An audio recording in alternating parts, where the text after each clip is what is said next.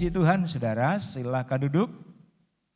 Salam sejahtera bagi kita semua, selamat pagi, kasih karunia Tuhan. Kita rasakan tidak terasa ini sudah minggu pertama di bulan April.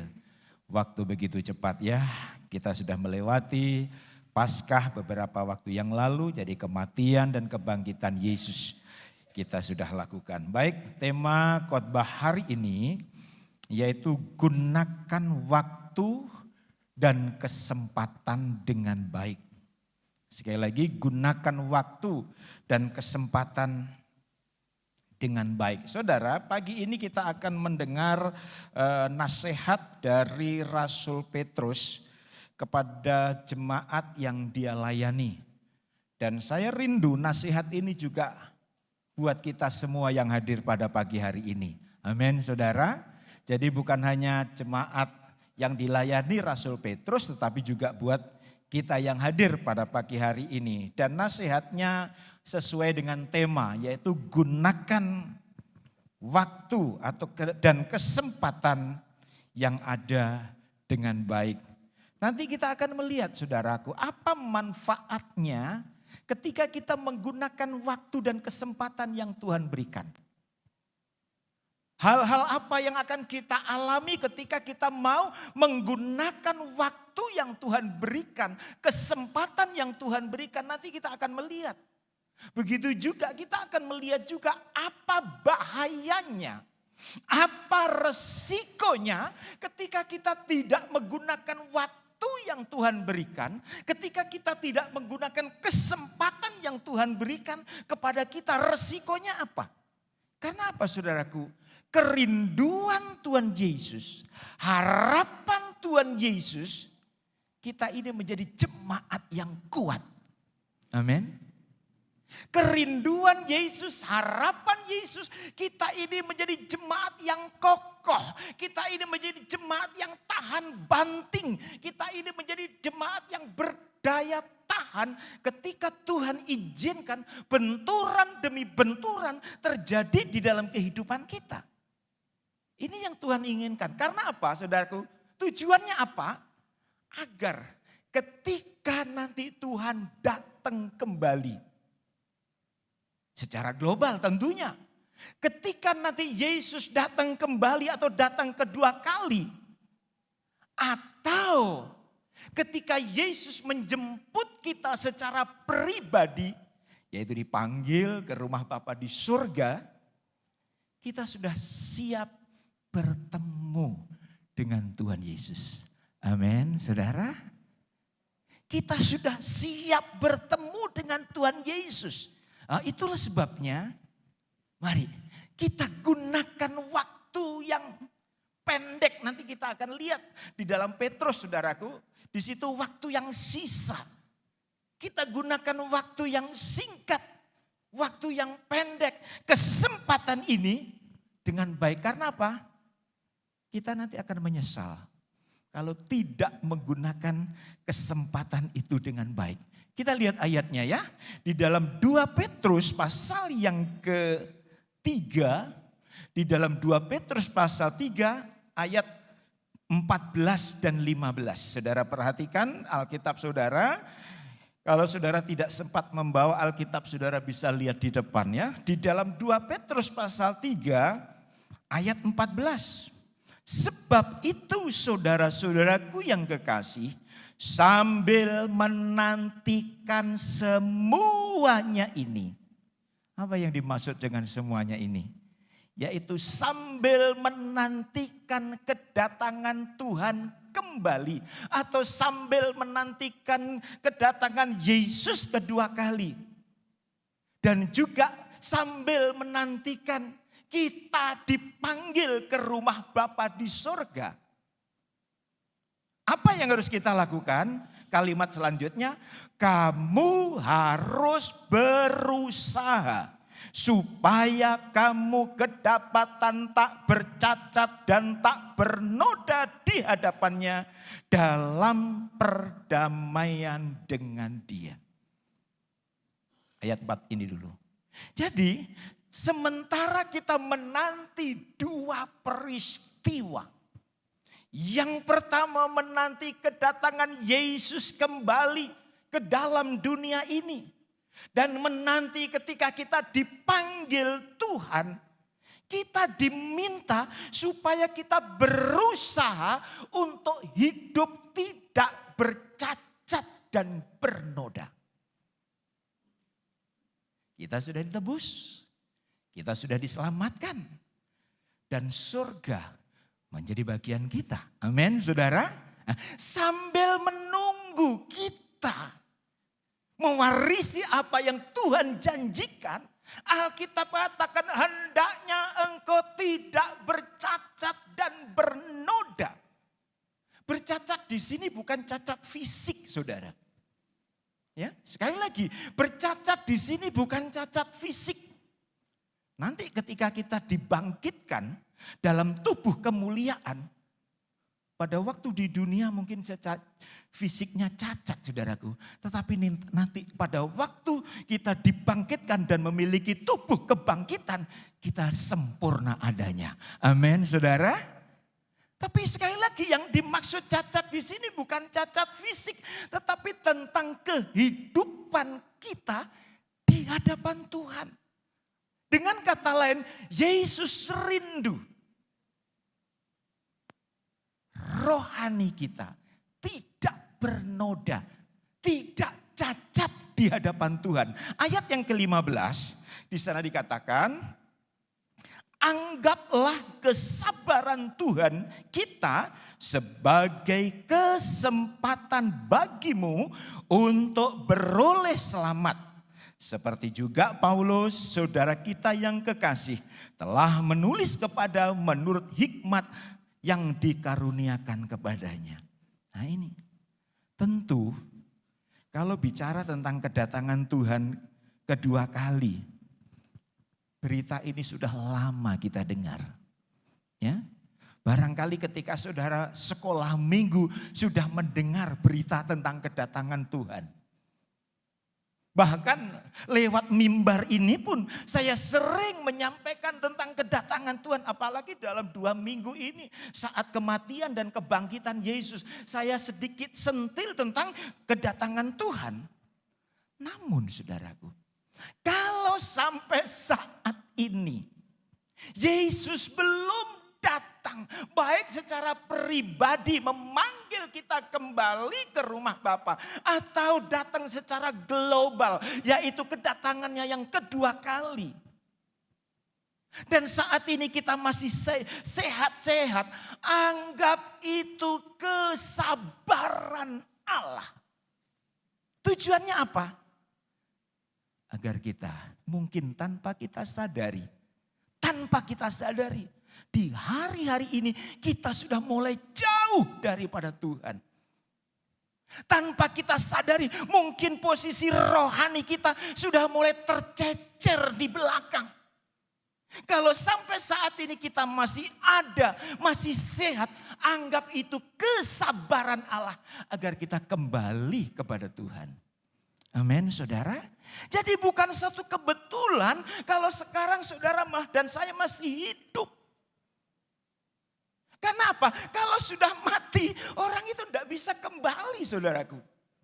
Itulah sebabnya dalam kebangkitan Yesus kemarin, keselamatan itu hari ini. Ya, keselamatan itu hari ini. Jadi anggap kalau sampai saat ini saudara dan saya masih hidup, saudaraku, itu kesabaran Allah. Jadi saya rindu kesabaran Allah ini jangan disia-siakan. Saya tekankan, jangan sampai kesabaran Allah ini kita sia-siakan. Jangan sampai kesempatan yang Tuhan berikan kita ini juga kita sia-siakan. Justru kita melakukan hal-hal yang tidak berkenan kepada Tuhan. Kita memuaskan hawa nafsu kita. Kita memuaskan kedagingan kita. Jangan sampai itu terjadi di dalam kehidupan kita. Seperti orang-orang pada zaman Nuh. Tentu kita Hafal dengan kisah zaman Nuh. Alkitab mencatat orang-orang pada zaman Nuh kehidupannya cenderung berbuat jahat. Apa yang dikerjakan, apa yang dilakukan, apa yang diucapkan, apa yang difikirkan, apa yang direncanakan cenderung berbuat jahat. Dan Alkitab katakan itu membuat Tuhan sangat-sangat kecewa. Sampai Tuhan bilang, aku menyesal menciptakan manusia. Wow. Bayangkan, Tuhan sampai menyesal menciptakan manusia. Kita baca ayatnya ya. Di dalam Kejadian pasal 6 ayat yang kelima. Saudara perhatikan. Ketika dilihat Tuhan bahwa kejahatan manusia besar di bumi. Dan bahwa segala kecenderungan hatinya selalu membuahkan kejahatan semata-mata. Ayat 6, maka menyesallah Tuhan bahwa ia telah menjadikan manusia di bumi dan hal itu memilukan hatinya. Wow. Memilukan hati Tuhan. Artinya apa? Membuat Tuhan sedih, saudara. Wow. Saudara bisa bayangkan ya. Kita sebagai anak atau sebagai orang tua, lalu anak kita menyedihkan kita, memilukan kita, betapa sedihnya kita, saudaraku. Begitu juga kita sebagai orang tua membuat anak kita sedih, saudaraku. Tentu anak itu juga punya perasaan yang tidak nyaman, saudaraku. Kita lihat di sini. Kecenderungannya melakukan satu kejahatan sampai Tuhan bilang aku menyesal. Namun saudara, bersyukur Tuhan tidak langsung menghukum manusia saat itu. Tuhan masih memberikan waktu kepada manusia. Tuhan masih memberikan kesempatan kepada manusia saat itu. Sementara Nuh membuat bahtera. Nuh diperintahkan, Nuh kamu jangan hanya membuat bahtera. Kasih tahu orang-orang pada zamanmu. Kasih tahu orang-orang di sekitarmu. Kalau dia tidak segera kembali kepadaku. Kalau dia tidak segera bertobat, aku akan memusnahkan dia. Setelah berfirman begitu tidak langsung air bah turun. Tidak.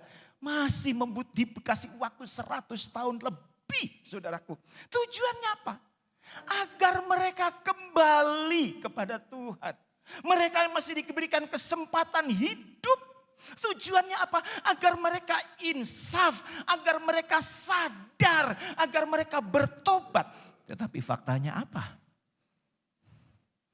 Tidak ada orang-orang di luar keluarga Nuh yang sadar.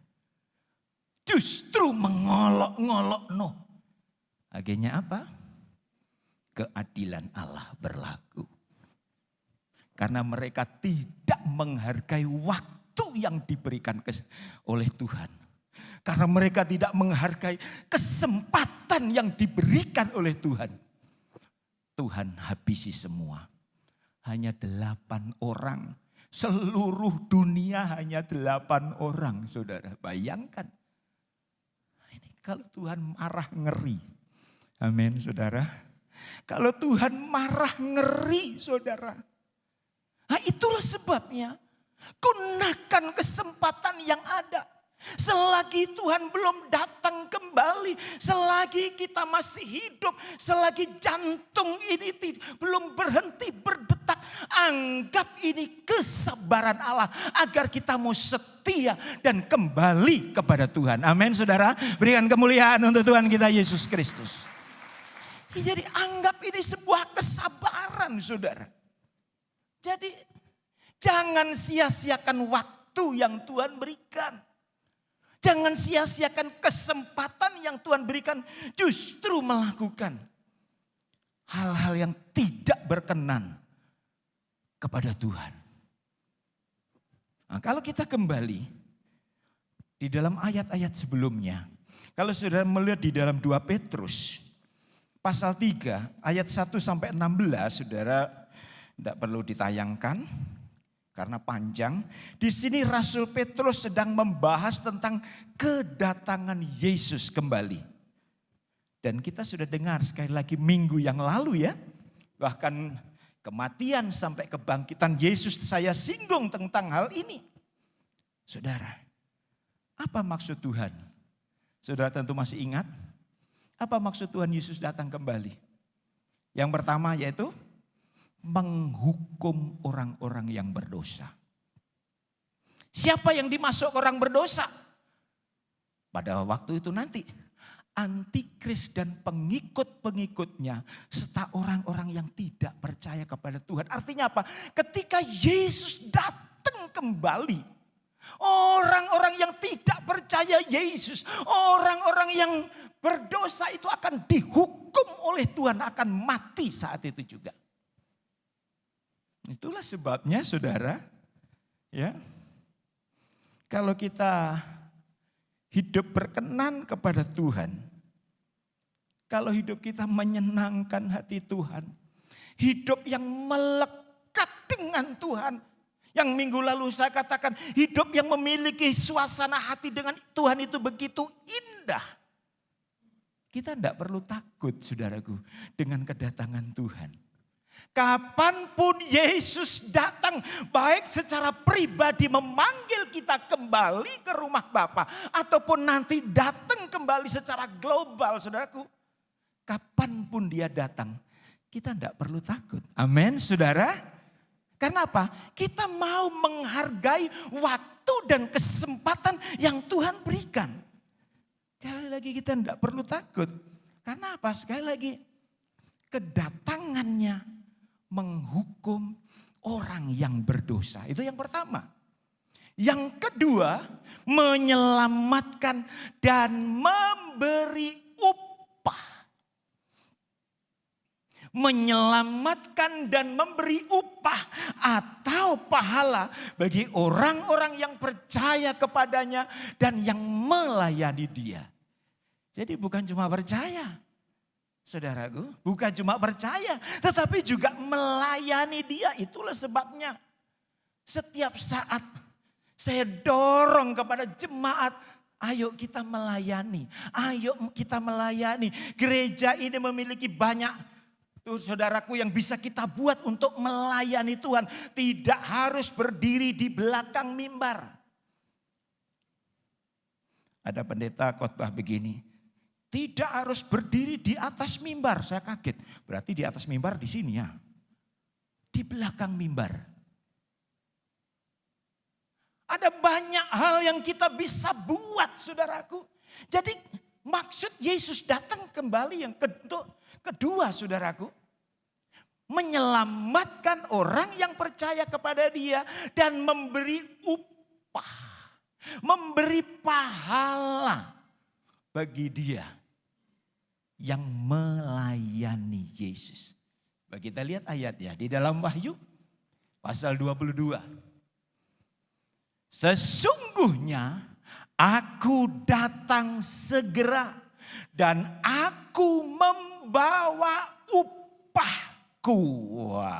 Aku membawa upahku untuk membalaskan kepada setiap orang menurut perbuatannya. Tuhan datang bukan hanya untuk menyelamatkan saudara dan saya, tetapi Tuhan membawa upah. Tuhan membawa pahala saudaraku bagi orang-orang yang melayani dia. Contoh saja, saya tahu sebagian dari saudara punya karyawan.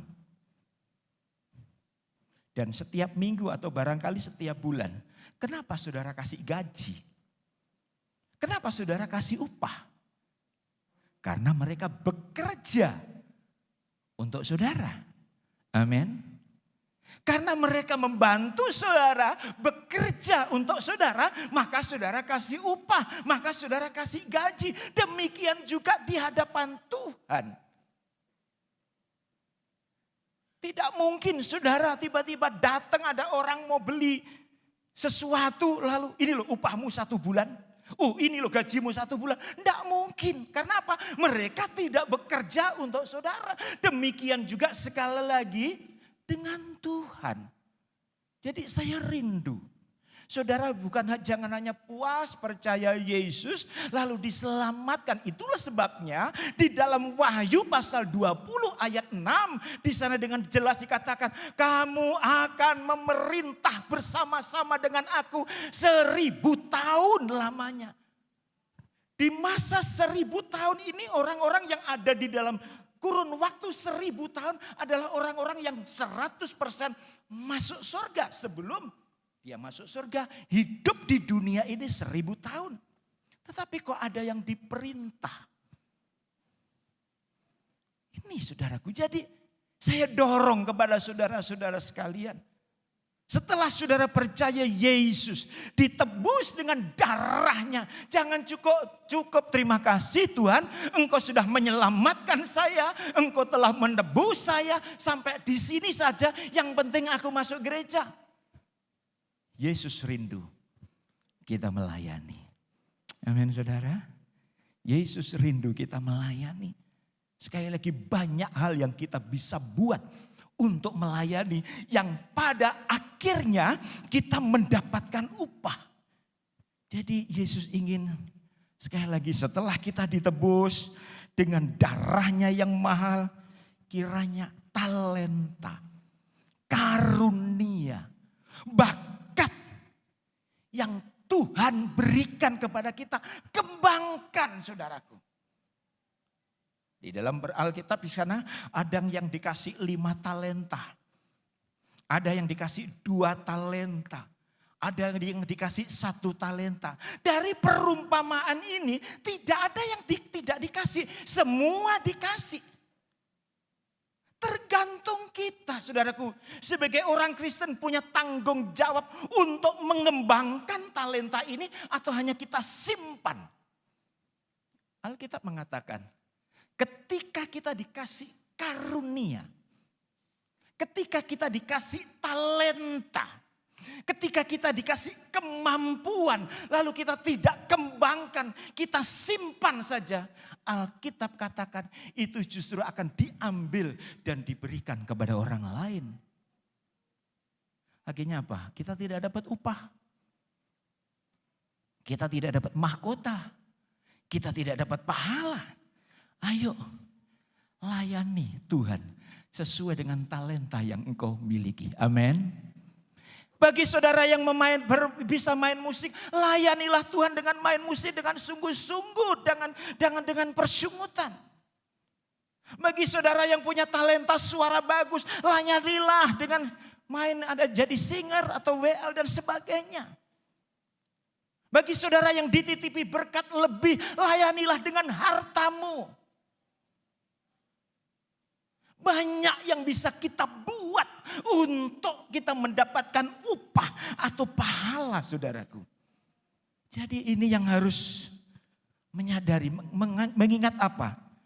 Seperti saya katakan tadi, waktu ini adalah waktu yang sisa. Kita lihat ayatnya ya. Di dalam 1 Petrus pasal 4 ayat yang kedua. Apa kata firman Tuhan? Supaya waktu yang sisa. Nah ini. Waktu yang sisa. Nanti saya akan sedikit saya kasih gambaran saudaraku. Di mana letak waktu yang sisa ini. Yang disampaikan oleh Rasul Petrus. Sekali lagi. Supaya waktu yang sisa. Jangan kamu pergunakan menurut keinginan manusia. Tetapi menurut kehendak Allah. Jadi waktu yang sisa. Artinya kalau namanya sisa saudaraku itu tinggal sedikit. Kalau saudara makan 1 piring, oh ini sisanya. Atau saudara beli kue saudaraku tinggal sedikit, ini sisanya. Artinya apa? Ini adalah waktu yang begitu singkat, tinggal sisa. Tidak lama lagi dia kembali. Ayo. Tingkatkan semangatmu di dalam mengiring Tuhan. Tingkatkan kegairahanmu di dalam kita menyembah, memuji, memuliakan, bahkan melayani Tuhan. Kita tingkatkan di waktu yang sisa ini. Jangan justru waktu yang sisa kita boroskan dengan kehidupan lama. Seperti hari Minggu yang lalu saya katakan. Orang Israel sudah keluar dari Mesir, tetapi menu Mesir masih diingat-ingat. Jangan sampai kita sudah keluar, ditebus dari kehidupan lama, menjadi ciptaan yang baru. Tetapi kehidupan lama masih kita terus, perbuatan lama masih kita lakukan terus. Sama dengan orang Israel, keluar dari Mesir. Tetapi ingat, waduh di Mesir enak begini, di sana ada mentimun, di sana ada bawang prei. Padahal mereka sudah keluar dari Mesir, tetapi masih terus ingat. Jangan sampai jemaat di tempat ini mengingat apa yang sudah ditebus oleh darah Yesus. Amin, saudara. Pandang ke depan. Ya. Rasul Paulus katakan, aku melupakan yang di belakang dan menuju satu sasaran. Ini harapan Tuhan. Dengan jelas firman Tuhan tadi mengatakan, supaya waktu yang sisa. Jadi betapa pentingnya kita menghargai waktu, saudaraku. Kalau saudara ingat di dalam kitab Mazmur ya, Mazmur pasal 90. Ayat yang ke-10, di sana umur manusia itu berapa? 70. Kalau toh kuat 80 tahun. Mazmur pasal 90 ayat 10. Masa hidup kami 70 tahun. Dan jika kami kuat 80 tahun. Dan kebanggaannya adalah kesukaran dan penderitaan. Orang kalau sudah umur lewat dari 80, kalau alami penderitaan, itu memang alkitabiah, saudara. Ya. Kalau kebanggaannya kesukaran, sukar duduk, sukar makan, sukar tidur, segala macam sukar, itu sudah firman sudah menulis. Lewat 80. Ya memang ada 1-2 yang sampai 90 masih kuat. Mama saya 83 masih ke sawah, saudaraku. Karena memang sejak kecil pekerjaannya di sawah. Nah ini. Jadi menyadari, dan lagi kalau saudara bandingkan antara 70 tahun sampai 80 tahun. Dibandingkan kekekalan nanti, itu perbandingannya jauh, saudara. 70 tahun, 80 tahun dibandingkan dengan kekekalan, itu perbandingannya sangat-sangat jauh. Itulah sebabnya jangan fokuskan hidupmu kepada yang hanya 70-80 tahun ini. Amin, saudara. Amin. Jangan habiskan waktumu yang cuma 70-80 tahun. Saudara, waktu saudara habis untuk bekerja tanpa memikirkan perkara-perkara rohani yang akhirnya kehilangan kekekalan. Sangat-sangat rugi, saudara. Ya? Kita habiskan tenaga kita untuk mengejar kesuksesan, untuk mengejar prestasi, untuk mengejar jabatan. Maksimum 80. Tapi saudara kehilangan kekekalan. Untuk apa semuanya itu? Amin, saudara. Firman Tuhan katakan, apa gunanya kamu memiliki seisi dunia kalau jiwamu binasa. Ayo, sembari kita mengerjakan, Tuhan percayakan kita bekerja di dalam dunia ini, jangan abaikan kekekalan. Dengan cara apa? Menghargai waktu dan kesempatan yang ada. Dan ini kesabaran ini kita gunakan untuk kita mau hidup dekat dengan Tuhan. Coba kita lihat waktu yang sisa tadi ya. Nah, saudara perhatikan ini sederhana sekali. Ya, ini sederhana sekali. Kita tahu kalau saudara belajar tentang akhir zaman itu ada minggu ciptaan, ada minggu penebusan. Hari pertama, hari kedua itu minggu ciptaan. Sampai hari ke-6 Tuhan menciptakan manusia dan binatang. Dan hari ke-7 istirahat. Selama 7 hari Tuhan menciptakannya. Di dalam kitab Kejadian. Nah, di dalam minggu penebusan saudaraku. Antara Adam sampai Abraham itu 2 hari atau 2000 tahun. Karena sesuai dengan firman Tuhan, 1 hari bagi Tuhan itu 1000 tahun bagi manusia. Jadi antara Adam sampai Abraham itu kurang lebih 2000 tahun. Antara Abraham sampai Yesus itu juga sekitar 2000 tahun.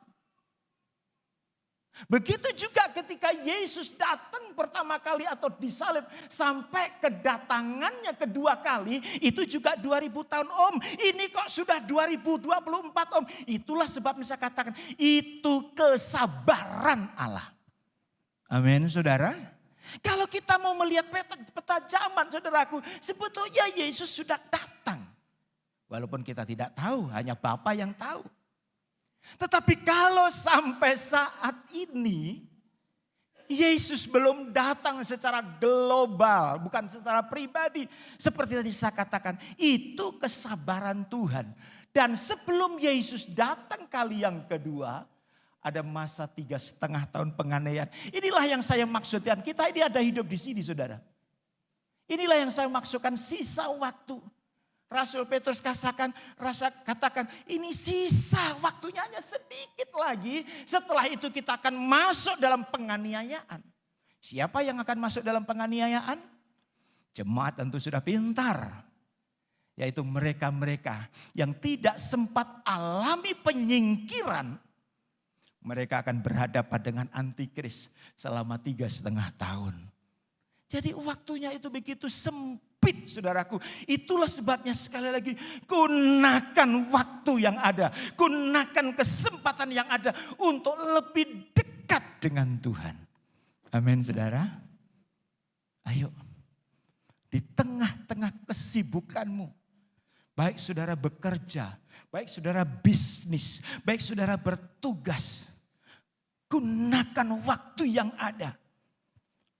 Untuk lebih dekat dengan Tuhan. Lebih dekat dengan Tuhan. Jangan sampai kita menyesal. Seperti orang-orang di luar Bahtera Nuh. Ketika pintu Bahtera ditutup. Air mulai naik, air mulai naik. Sudah sampai di pinggang dia mulai. Nuh tolong Om Nuh, Om Nuh tolong Om Nuh. Aku ingat akan nasihatmu agar aku kembali kepada Tuhan. Oh Nuh tolong. Tangisan di luar bahtera tidak ada gunanya. Ayo jangan sampai kita menyesal. Selagi masih ada kesempatan, selagi masih ada waktu, sekali lagi kesabaran Allah masih diberikan kepada kita. Semakin setialah kepada Tuhan. Amin saudara. Semakin dekatlah dengan Tuhan. Semakin dalam hubungan kita dengan Tuhan. Seperti saya katakan minggu lalu. Lebih dalam lagi ku cinta kau Yesus. Artinya apa? Hubungan kita dengan Tuhan harus semakin erat. Semakin dekat saudaraku. Tidak harus meninggalkan pekerjaan. Tidak harus meninggalkan kesibukan. Tetapi kita harus jam-jam ibadah itu upayakan. Ibadah di tempat ini hanya 1,5 jam. Ibadah 2 kali, nanti ibadah yang kedua jam 10. Ya, ayo semakin dekatlah dengan Tuhan. Sehingga kita bukan hanya diselamatkan, tetapi akan menerima mahkota yang Tuhan siapkan. Amin saudara, berikan kemuliaan untuk Tuhan kita Yesus. Silakan pemain musik. Haleluya. Ayo kalau mungkin saudara tanpa sadar. Sekali lagi tanpa sadar, tempat kita berpijak, iman kita sudah mulai tergeser pelan-pelan. Karena arus dunia ini segera kembali. Ingat, sering saya katakan dari mimbar ini, apapun bentuk kesuksesan di dunia ini ada batasnya, yaitu liang kubur. Ya. Apapun bentuk keberhasilan di dunia, kesuksesan di dunia ini ada batasnya, yaitu liang kubur. Mari saudara jangan hanya mengejar kesuksesan di dunia ini, tetapi juga rindu masuk ke dalam kekekalan. Kiranya Tuhan Yesus memberkati firman-Nya. Kita nyanyikan pujian tadi. Oleh kuasa darah-Mu Kau tebus dosaku. Haleluya. Puji Tuhan, terima kasih Tuhan Yesus. Saat ku masuk ke hadirat-Mu, bawa persembahan ke tempat kudus-Mu. Pujian ku naikkan, sembah ku berikan bagi-Mu Allah yang mulia. Kau layakkan-Ku menghampiri-Mu, melihat tata kemuliaan-Mu Tuhan. Pujian dan sembah ku berikan bagi-Mu Allah yang mulia. Oleh kuasa darah-Mu Kau telah tebus dosaku. Kau